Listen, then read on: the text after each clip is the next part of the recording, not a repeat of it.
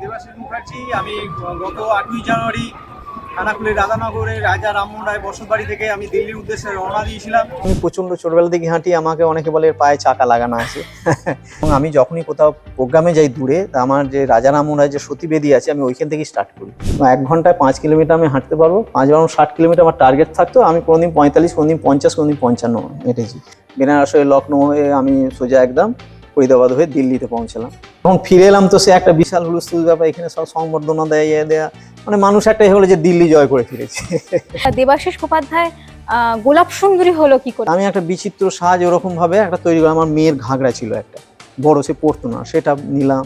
আমার স্ত্রীর একটা নাইটি ছিল, সেটা নিলাম। সেগুলো পরে আমার ওই যে দেখবেন গলায় আমার কিছু মালা আছে, সেইটা আমি আমার এক বন্ধুর তার টেলার্সের দোকান আছে, তার কাছে কালেকশন করে নিয়ে আমার স্ত্রী ওটা গেঁথে দিয়েছিল।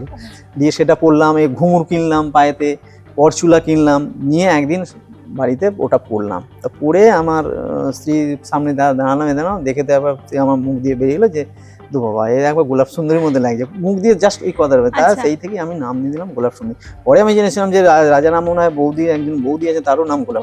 সাবস্ক্রাইব করো অংশু নেটওয়ার্ককে। Anshu network, deeper stories, wider views.